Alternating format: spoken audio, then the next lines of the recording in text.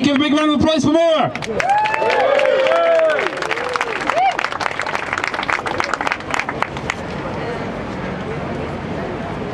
Hello, I've never done this before, so I hope it'll be okay. Here? Okay? Yeah. I've lived in my house for 38 years. The house was built in 1930. This year it was flooded for the first time. I live in York. On Christmas Day it rained all day. On Boxing Day we were all out in town watching the waters rise. My street was a river, but the houses were still okay. I went to bed on Boxing Day night having assessed the situation. I'd seen it all before. My house, I believed, was safe. I sleep on the ground floor. On the 27th, I woke up and I look out of my bedroom window and I saw a sight of utter beauty. I saw a lake and the sun glinting off the lake. It was utterly lovely, but it was my garden.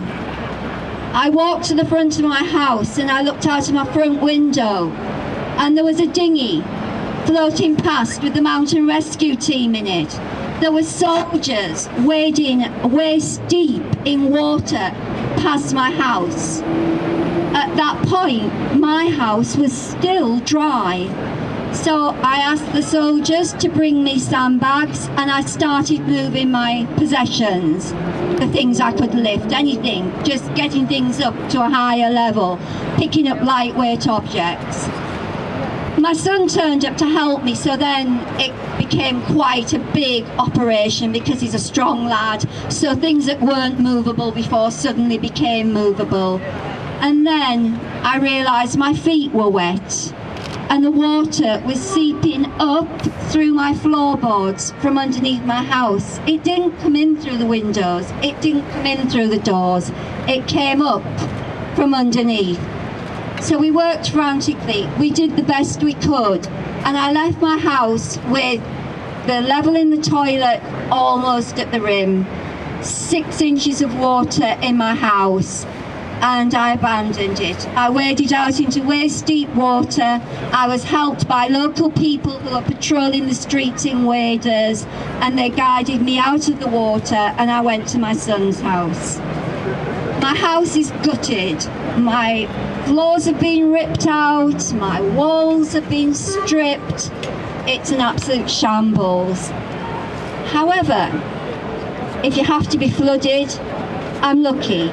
I'm actually ashamed to be standing on this platform today because I've been speaking to the people who are standing next to me and I've heard their story. Mine's nothing. I've had 6 inches of water in my house. I'm fully insured. I've got a family to help me. I've got support all of the way. Everything I've lost, I'll get back. My house is still there. Whilst I was saving my possessions, I was thinking about the people in Cumbria who are being flooded for the 3rd time this winter.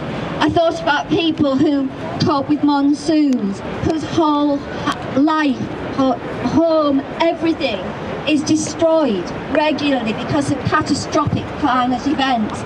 And these are happening more and more frequently. Because of this flood, I can't live in my home. It's a minor detail, it's 6 months, I will go back. The pain is great. I feel lost, disorientated, dislocated, afraid, all of those things. It's a huge struggle, and yet I know it's nothing compared with other people. I look at the refugees marching across Europe, and what do? We put up barbed wire. I think of all the people that are suffering far more, and I suppose what this experience has taught me is, as people, as human beings, we have to learn to be bigger and better than we are.